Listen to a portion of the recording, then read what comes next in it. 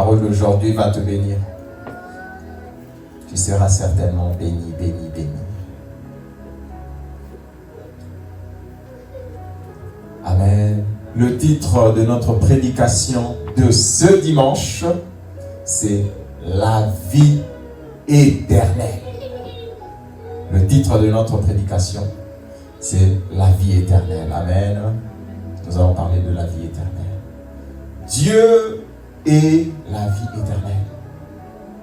Dieu notre Père, il est la vie éternelle. Et dans son plan merveilleux, quand il a créé l'homme, Dieu a voulu que l'homme puisse partager sa vie. L'homme puisse partager sa nature. Il est écrit dans Pierre, dans l'épître Pierre, que nous sommes devenus participants de la nature divine. Dieu est la vie éternelle. Et Dieu veut nous donner la vie. Quelle vie? La vie éternelle. L'homme a déjà sa vie, la vie biologique. Mais l'homme a aussi une âme. L'homme n'est pas qu'un corps. L'homme n'est pas qu'un corps. L'homme n'a pas que la vie biologique. L'homme est aussi un esprit. Et donc l'homme était déjà tombé, vous le savez. L'homme était séparé de Dieu. L'homme n'avait pas de vie. Dimanche passé, nous avons parlé de Jésus-Christ qui est l'esprit vivifiant. Dieu veut donner la vie éternelle. Dieu veut nous donner la vie éternelle. Et pour ça, qu'est-ce qu'il a fait? Dieu nous a envoyé Jésus. Jésus est venu pour donner la vie éternelle. La mission principale de Jésus. Jésus est venu dans ce monde pour nous sauver du péché. Sa mission principale, c'est de donner la vie éternelle. Sa mission principale, Jésus, l'esprit vivifiant, le dernier Adam. Sa mission principale, pourquoi il a quitté le ciel? Pour précisément dire, pourquoi il a quitté le sein du Père? Pourquoi il a quitté l'égalité avec Dieu? C'est pour venir et nous donner la vie éternelle.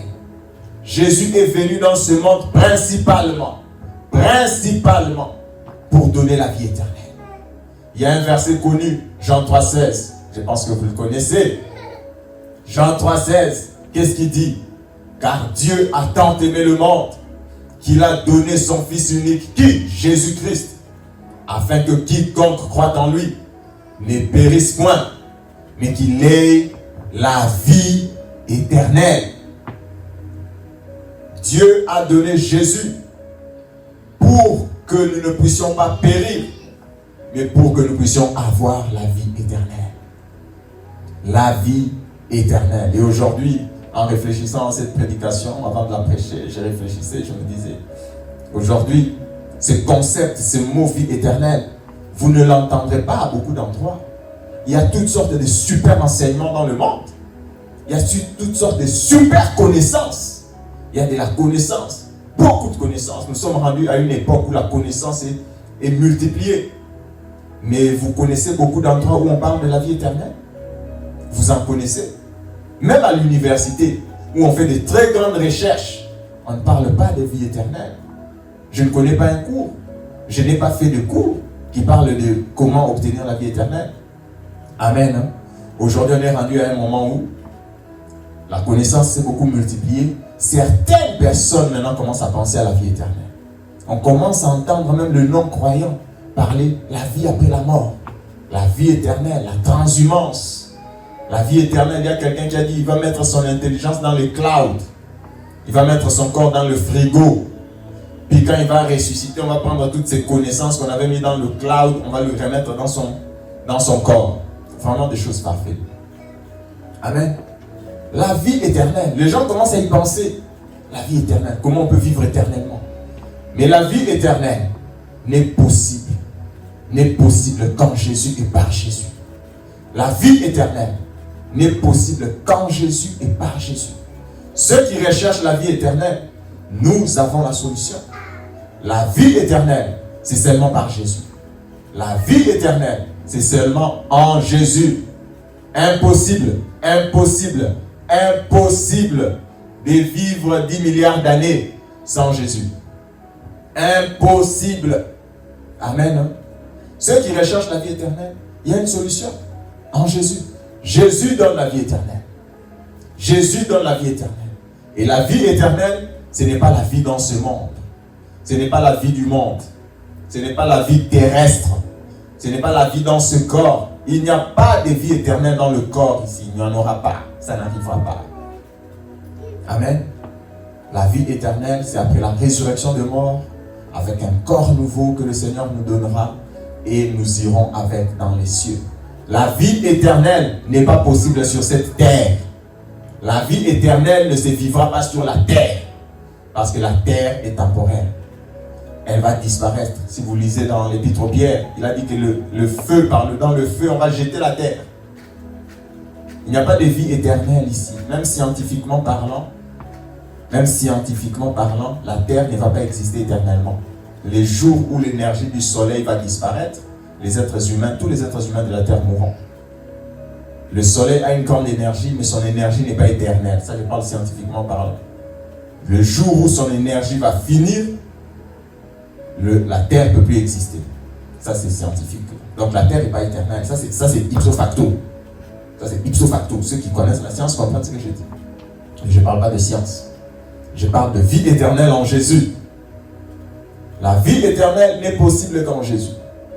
Jésus est venu dans ce monde pour donner la vie éternelle. La vie éternelle, j'insiste, vous ne trouverez ça nulle part ailleurs si ce n'est en Jésus et par Jésus. C'est pour ça que Dieu nous a envoyé Jésus. C'est pour ça que Dieu nous a donné Jésus. Avant Jésus, les gens ne se mariaient pas. Avant Jésus, les gens ne faisaient pas des choses. Avant Jésus, les gens faisaient tout. Mais qu'est-ce que Jésus est venu vraiment faire? Qu'est-ce que Jésus est venu faire dans ce monde? Quelle est la valeur ajoutée du fait de croire en Jésus? Jésus est venu donner la vie éternelle. Amen. Jésus est venu principalement, la mission principale, pardonner les péchés, donner la vie éternelle. Pardonner les péchés, donner la vie pour l'éternité. C'est le plan de Dieu. C'est la volonté de Dieu. C'est que tout homme qui croit en Jésus ait la vie éternelle. Et un jour, Jésus, quand il faisait sa mission, il avait multiplié le pain. On va lire Jean chapitre 6, s'il vous plaît. Jean 6. Jean chapitre 6. On va beaucoup exploiter. Globalement, on va lire Jean aujourd'hui.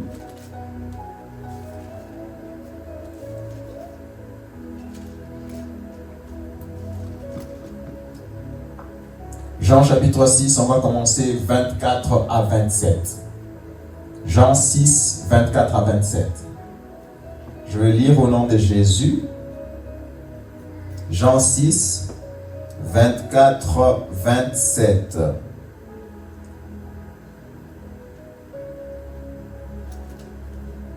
Les gens de la foule, ayant vu que ni Jésus, ni ses disciples n'étaient là, montèrent eux-mêmes dans ces barques et allèrent à Capernaum à la recherche de Jésus. Et l'ayant trouvé au-delà de la mer, je ne vois pas très bien, ils lui dirent: Rabbi, quand es-tu venu ici? Jésus leur répondit: en vérité, je vous le dis, vous me cherchez non parce que vous avez vu des miracles, mais parce que vous avez mangé des pains et que vous avez été rassasiés. Travaillez non pour la nourriture qui périt, mais pour celle qui subsiste pour la vie éternelle, et que le Fils de l'homme vous donnera, car c'est lui que le Père, que Dieu a marqué de son sceau. Il faut changer de lunettes. Il faut changer de lunettes.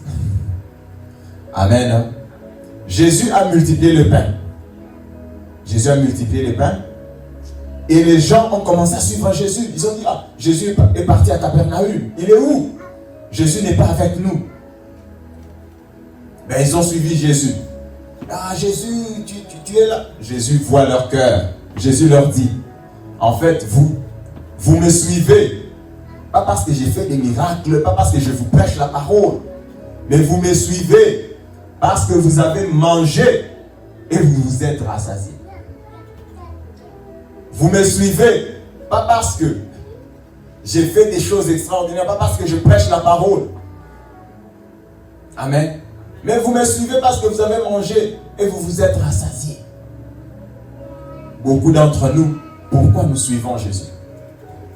Pourquoi suis-tu Jésus?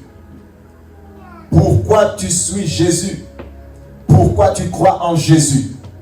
Parce que tu as mangé et tu t'es rassasié. Tu suis Jésus, pourquoi? Pourquoi suis-tu Jésus? Pourquoi crois-tu en Jésus? Aujourd'hui, nous allons dire, c'est comme un message juste pour rechecker nos fondements, revoir nos fondements dans la foi. Pourquoi on croit en Jésus? On croit en Jésus pour les choses terrestres. On croit en Jésus pour le manger, pour le boire.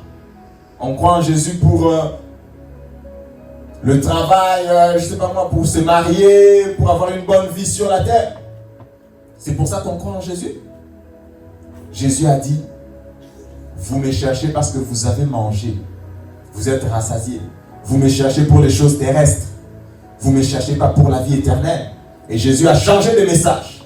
Nous n'allons pas tout lire. Si vous lisez vous-même Jean 6, il leur a dit quoi? Moi, je suis le pain de vie. Le pain que vous avez mangé, même que vos aïeux ont mangé dans le désert, ce pain-là, même si vous le mangez, vous allez toujours mourir. Mais moi, Jésus, je vais vous donner un pain que si vous mangez, vous ne mourrez plus jamais. Ils ont dit, ah bon? Tu vas nous donner un pain que si on mange, on ne va plus mourir. Mais donne-nous ces pains-là. Jésus leur a dit quoi? Le pain que vous allez manger, c'est mon corps et mon sang que vous allez boire. Mangez mon corps, buvez mon sang, afin d'avoir la vie éternelle. Mangez mon corps, buvez mon sang.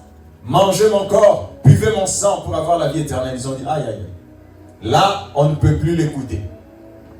Là, ce n'est plus possible. Comment ce monsieur va nous demander de manger son corps? Comment il va nous demander ça? Comment il va nous demander de manger son corps, de boire son sang? Comment ils vont nous demander de manger son corps? Jésus a dit, les paroles que je vous ai dites sont esprit et vie. Les paroles que moi je vous donne sont esprit et vie. Mangez mon corps, buvez mon sang. Mangez mon corps, buvez mon sang, et vous aurez la vie éternelle. À partir de ce moment-là, qu'est-ce qui s'est passé? Qu'est-ce qui s'est passé à partir de ce moment-là? La Bible dit que plusieurs l'ont abandonné. Plusieurs de ceux qui suivaient Jésus l'ont abandonné. Vous savez, si vous commencez à prêcher, c'est très facile. Hein? Si je commence à... Si moi je change, je n'ai pas pam, mariage, si je change, c'est très facile. C'est très facile. Si je commence à prêcher le terrestre, si je change, je commence à prêcher les choses que les gens aiment, c'est très facile. La Bible dit que dans les derniers temps, les gens n'aimeront pas la saine doctrine. Ils se feront leur propre docteur parce qu'ils auront envie d'entendre ce qu'eux veulent. Moi, je sais que c'est que les gens veulent écouter. Si je change, je leur donne ce qu'ils veulent écouter. Mais vous verrez. Amen. Hein? Les paroles que je vous ai dites sont esprit et vie. La parole que Dieu nous a donnée, la parole que nous prêchons à chaque dimanche, c'est quelle parole? C'est une parole spirituelle qui donne la vie. On ne peut pas parler de vie éternelle. On ne peut pas prêcher les gens la vie éternelle, l'espérance des cieux, avec une parole charnelle, humaine. Amen. La parole est esprit et vie. La parole qui sort de notre pupitre de joie éternelle, c'est une parole spirituelle qui donne la vie pour l'éternité. La parole que nous demandons à Dieu de prêcher chaque dimanche, c'est une parole spirituelle qui donne la vie éternelle pour l'éternité. Amen. Parole spirituelle qui donne la vie. Cette parole spirituelle, qui a commencé à la dire? Est-ce que c'est nous qui avons commencé à la dire? Jésus lui-même a dit, les paroles que je vous ai dites sont esprit et vie. Jésus, quand il prêchait des paroles spirituelles qui donnent la vie. Et nous, disciples de Jésus, quand on prêche des paroles spirituelles qui donnent la vie. Amen. Les paroles que je vous ai dites sont esprit et vie. Jésus a changé de message. Vous me cherchez parce que vous avez mangé, j'ai fait un miracle. Jean chapitre 6, ça commence par le miracle de la multiplication des pains. Dans Jean chapitre 6. J'ai fait un miracle, donc vous commencez à me suivre seulement pour manger. Vous savez qu'avec moi, vous allez toujours commencer à manger. Si vous me suivez toujours dans votre tête, vous savez que vous aurez toujours à manger. Vous ne ferez plus beaucoup d'efforts. Pourquoi suis-tu Jésus? Pourquoi suis-tu Jésus? Pour ton propre bonheur. Parce qu'en Jésus, tu seras toujours protégé. En Jésus, tu auras toujours l'argent. En Jésus, tes enfants seront toujours bien. C'est pour ça que tu suis Jésus. Hein? C'est pour ça que tu suis Jésus. C'est ça le but de suivre Jésus. Pourquoi tu suis Jésus? Pourquoi tu suis Jésus? Jésus a dit, mangez mon corps, buvez mon sang, cannibale. Mangez-moi, buvez-moi. Mangez mon corps, buvez mon sang. Mangez mon corps, buvez mon sang. Les gens ont été scandalisés. Les Juifs même disaient qu'il a un démon. Comment tu peux nous demander de manger ton corps et de boire ton sang? Voilà la preuve. Même si tu as fait le miracle, mais tu as un démon. Jésus, tu as un démon. On a dit que Jésus, il avait un démon. Dès que tu commences à prêcher une parole spirituelle, les gens s'embrouillent. Les gens refusent de croire. Les gens s'irritent. Les gens se fâchent.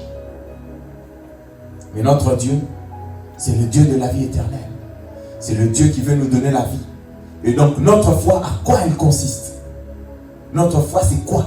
Nous croyons en quoi? Nous croyons dans la vie. Notre foi, c'est pour ceux qui aiment la vie. Notre foi, c'est croire dans la vie. Nous croyons dans la vie. Nous sommes pro-vie. Dieu est pro-vie. Il y a dans la Bible Caïn qui a tué Abel. Mais Caïn fait la prière à Dieu. Il lui dit, moi je ne vais pas mourir. Moi je tue mon frère. Mais moi je ne mourrai pas. S'il te plaît, moi je ne veux pas mourir. Dieu qui est pro-vie. Dieu qui aime les gens, qui aime la vie. Qu'est-ce qu'il lui dit? Il y a des gens qui aiment la mort. Donc ça veut dire quoi? Ils sont sous l'autorité du diable. Parce que le diable a la puissance de la mort. Caïn a tué son frère. Il dit à Dieu, Dieu, moi je veux vivre. Dieu lui a dit quoi? Tu vivras. Tu vivras. Puisque tu me demandes la vie, tu vivras. Notre Dieu, c'est le Dieu de la vie. C'est le Dieu qui donne la vie à toutes choses. C'est pour ça que depuis l'Ancien Testament, il était écrit, qu'est-ce qui était écrit? Tu ne tueras pas. Tu ne tueras pas. Tu tues pour rien. Tu ne tueras pas. Aujourd'hui, dans ce monde, les gens, ils tuent. Notre Dieu, c'est le Dieu de la vie. C'est un Dieu pro-vie. Il aime les gens qui sont pro-vie. Je ne vais pas entrer dans des trucs politiques là. Mais nous, les chrétiens, nous sommes des pro-vie. Notre Dieu, c'est le Dieu de la vie. C'est le Dieu de la vie. Amen. Hein? Nous, on ne soutient pas. Oui, je vais le dire. Mais je le dis sans vouloir m'attirer des affaires. Nous ne soutenons pas les choses comme l'euthanasie. Nous ne soutenons pas ces choses-là. La vie, jusqu'à la fin, c'est ce que nous demandons à Dieu.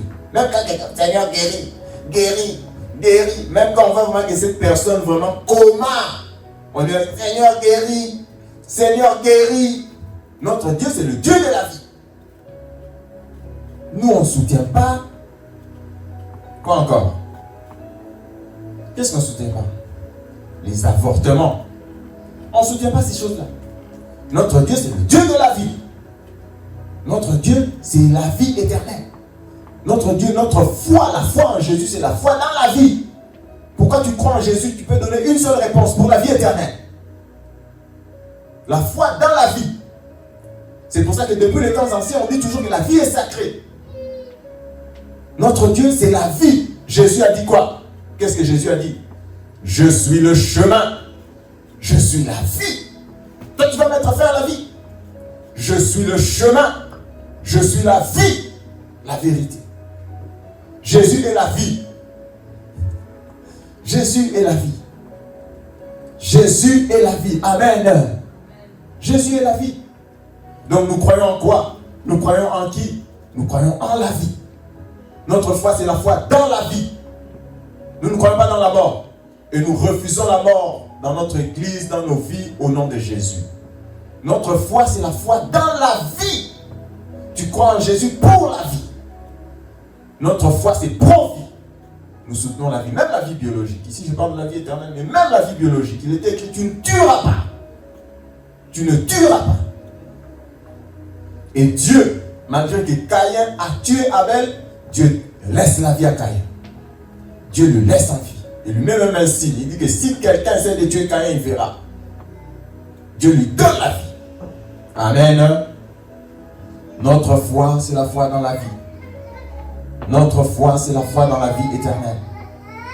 Donc, nous suivons Jésus. Nous suivons Jésus pour la vie. Nous suivons Jésus pour la vie. Et dans Jean chapitre 6, Jean chapitre 6, où Jésus a prêché la parole spirituelle, nous allons lire Jean chapitre 6, à partir du verset 63 jusqu'à 68. Jean 6, 63 à 68. Nous allons lire Jean 6 où nous étions, 63 à 68. Jésus dit quoi? C'est l'esprit qui vivifie. La chair ne sert de rien. Les paroles que je vous ai dites sont esprit et vie. C'est l'esprit qui vivifie. La chair ne sert de rien. Les paroles que je vous ai dites sont esprit et vie. Mais il en est parmi vous quelques-uns qui ne croient point. Car Jésus savait dès le commencement qui étaient ceux qui ne croyaient point et qui était celui qui le livrerait. Et il ajouta, c'est pourquoi je vous ai dit que nul ne peut venir à moi si cela ne lui a été donné par le Père. Dès ce moment, écoutez, dès ce moment, verset 66, plusieurs de ses disciples se retirèrent et ils n'allaient plus avec lui. Après avoir prêché une prédication spirituelle, pas les disciples de quelqu'un d'autre, ses propres disciples. Les disciples, la foule des disciples qui suivaient Jésus. Jésus, il y a des prédications, quand tu les prêches, les gens partent. Plusieurs de ses disciples, les gens partent, parce qu'ils ne veulent pas. Et c'est normal. Plusieurs de ses disciples ont abandonné Jésus. Mais j'aime la réaction de Jésus. No panique.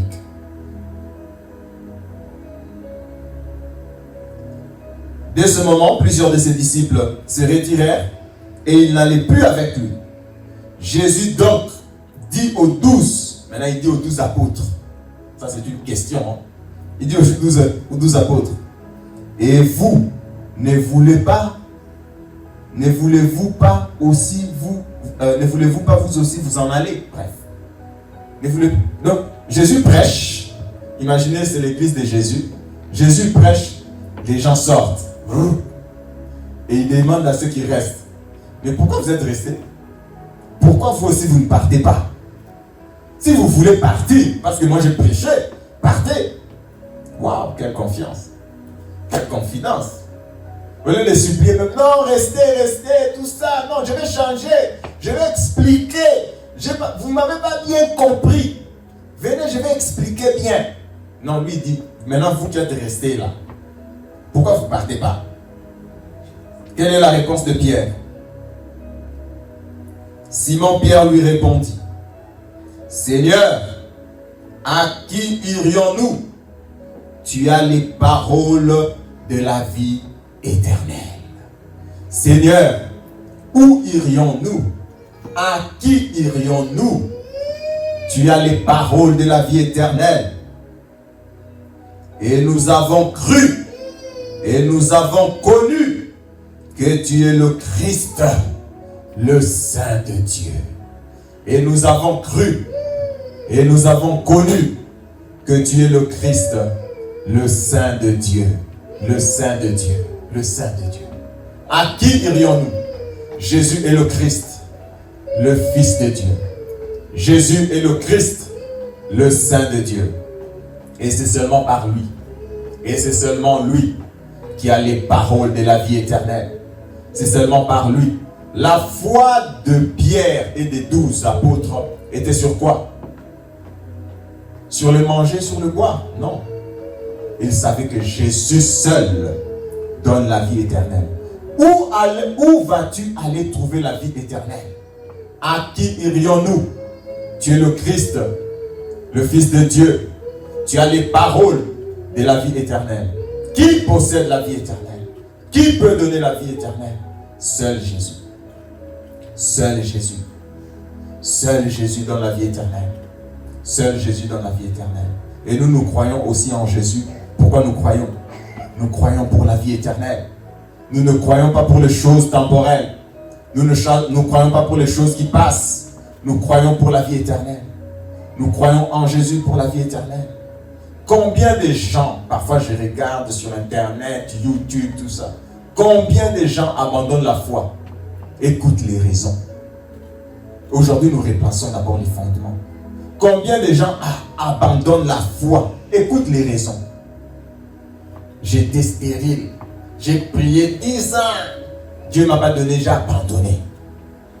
J'ai cherché le travail. J'ai prié 3 ans. Dieu ne m'a pas donné, j'ai abandonné. J'étais ceci. Moi, j'attendais que Dieu fasse pour moi. J'attendais que Dieu me donne telle chose. Dieu ne l'a pas fait. J'ai abandonné la foi. Mais pourquoi tu crois en Jésus? Autrement, c'était un autre titre que je pensais donner à cette prédication. Mais pourquoi tu crois en Jésus? Quelle est la raison pour laquelle tu crois en Jésus? Aujourd'hui, avant de venir ici, est-ce qu'il y a quelqu'un qui a demandé à Dieu s'il va manger la baguette ou le croissant?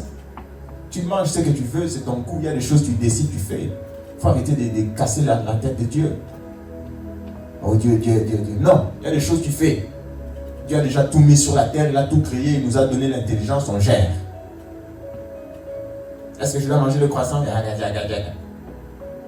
Ou je mange... C'est quoi? Tu manges ce que tu veux.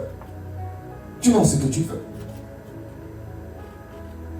J'ai abandonné la foi. Tu as abandonné la foi. Tu as abandonné la vie. Tu as abandonné l'éternité. Pourquoi? Pour les choses. Et en réfléchissant à cette prédication, moi, il y a des choses que j'ai demandées à Dieu. Des choses terrestres. Et Dieu m'a donné.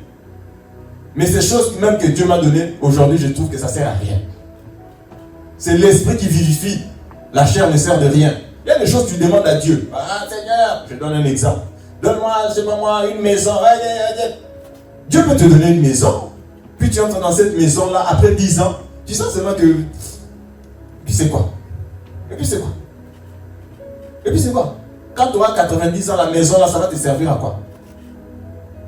Tu commences à voir déjà que je vais abandonner. Ça va te servir à quoi? Ça ne sert à rien. Mais tu avais demandé, oui, Dieu t'a donné. Il y a des choses que Dieu m'a données. Aujourd'hui, 5 ans, 10 ans plus tard, je trouve que Dieu m'avait donné, je suis toujours reconnaissant, mais... et puis quoi? Les choses matérielles, que Dieu te donne quoi? Une montre. Il peut te donner une montre, il peut te donner des habits, il peut te donner plein d'affaires. Mais quand le temps va passer, tu vas regarder sur ces choses sur lesquelles tu avais vraiment jeûné et prié. Tu seras comme, oui, Dieu m'a donné, je suis toujours reconnaissant, mais c'est juste des choses. C'est juste des choses. C'est l'esprit qui vivifie. La chair ne sert à rien. Toi, tu vas abandonner Jésus, pourquoi? Parce que quoi? Il demandait le mariage. Ok, bonne chance. C'est pour ça que tu vas abandonner Jésus. C'est pour ça que tu vas abandonner Jésus. Pour un mariage qui dure combien? Le mariage le plus long, c'est 60 ans. Toi, ton mariage va durer combien d'années? Tu vas abandonner Jésus, pourquoi? Pourquoi tu vas abandonner Jésus pour les choses? La foi, c'est quand on croit en la vie. Notre foi consiste en croire en la vie. La vie éternelle que Jésus seul peut donner. Jésus seul peut donner. Ça, c'est une foi sincère, c'est une foi pure. Dieu veut que nous puissions avoir une foi sincère. On va commencer à chuter. Dieu veut que nous puissions avoir une foi sincère, une foi pure. Pas une foi matérialiste. Tu suis Jésus pour les choses. Tu suis Jésus pour qu'il te donne quoi? Des choses qui, après quelques années, tu commences à regarder ça. C'est normal. C'est juste une maison. Mais tu te rappelles comment tu avais prié pour ça? Tu te rappelles comment tu voulais même abandonner la foi pour ça? Après tu dis, c'est juste des choses. Même si tu pries que Dieu te donne un avion, il peut te donner un avion, tu commences à voler à un moment donné, c'est fini. Le coup est fini. Ça ne va pas t'amener. Non, ça ne va rien faire. La chair ne sert de rien. Les choses que tu demandes pour la chair ne servent à rien. C'est l'esprit qui vivifie.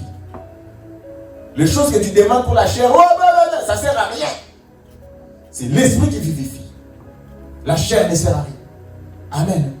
C'est l'esprit qui vivifie. C'est l'esprit qui vivifie. C'est l'esprit qui vivifie. C'est l'esprit qui vivifie. C'est l'esprit qui vivifie. La chair, les choses temporelles, Dieu nous les donne. Mais ce n'est pas la raison de notre foi. Ce n'est pas la raison principale de notre croyance en Jésus.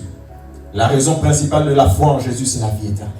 Et Dieu veut que nous puissions bien comprendre ça. Croire. Croire.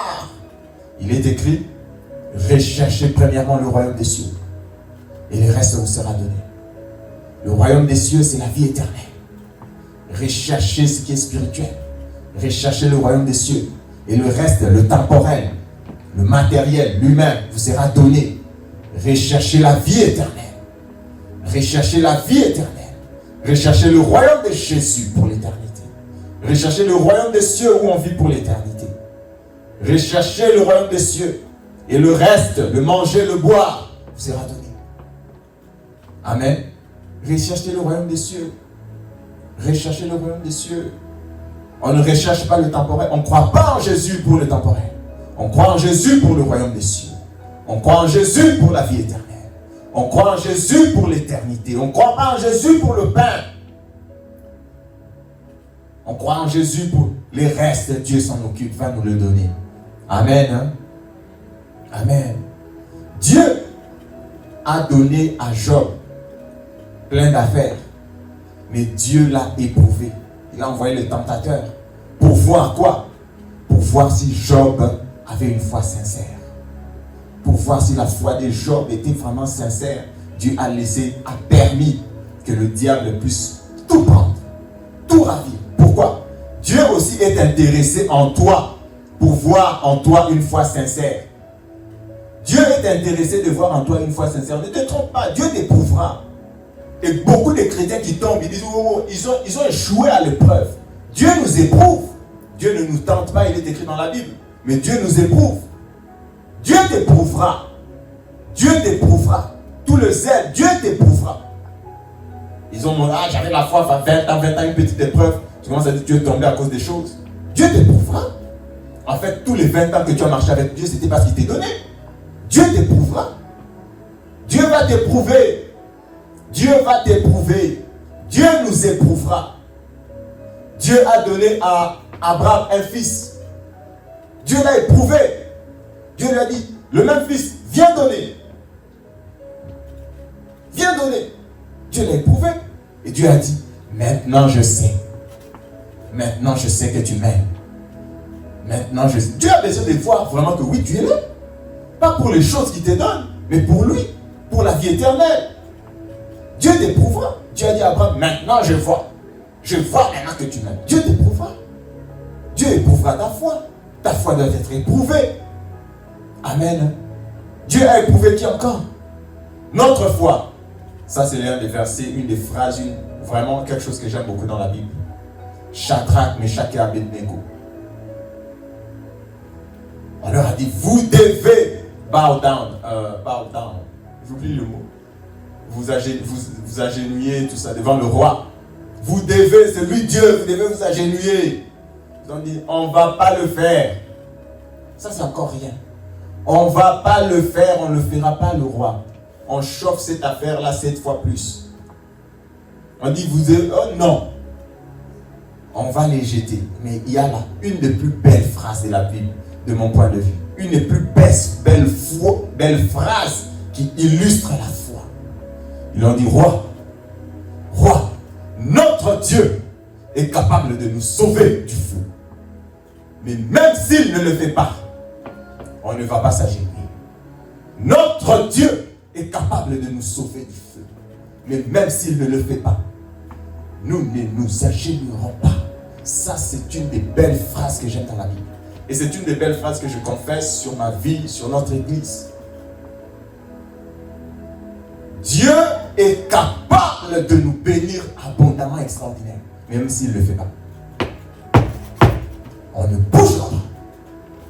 On ne suivra pas le diable. Même si Dieu ne le fait pas, nous ne bougerons pas. Nous ne bougerons pas. Nous ne suivrons pas la célébrité du monde. Nous ne suivrons pas l'élévation du monde. Même si Dieu ne le fait pas. Notre Dieu est capable de nous élever. Et même s'il ne le fait pas, nous le suivrons justement, avec sincérité, honnêteté, pureté de cœur, pureté de foi. Notre Dieu est capable de te donner les enfants. Mais même s'il ne le fait pas, tu dois rester. Notre Dieu est capable de te donner quoi? Tout ce que tu imagines là, c'est quoi? Le travail, la femme, les enfants, quoi encore? Le mariage. Les gens ils rêvent et puis ça abandonne la foi. Notre Dieu est capable de te donner Shadrach, Meshach et Abednego. Notre Dieu est capable de te donner les enfants. Notre Dieu est capable de te donner beaucoup d'argent. Notre Dieu est capable de te donner des finances extraordinaires. Notre Dieu est capable, est capable, est capable. Notre Dieu est capable de le faire. Mais même s'il ne le fait pas, même s'il ne le fait pas, nous ne bougerons pas. Nous continuerons de croire. Nous continuerons de croire. Nous continuerons de croire qu'il est capable, mais il ne l'a pas fait. Il est capable, mais il a décidé de ne pas le faire. Mais nous n'allons pas nous agenouiller. Nous n'allons pas nous agenouiller. Ton Dieu qui t'a donné la vie éternelle est capable de beaucoup. Amen. L'apôtre Paul, je vais finir par ça. L'apôtre Paul, qu'est-ce qu'il a dit?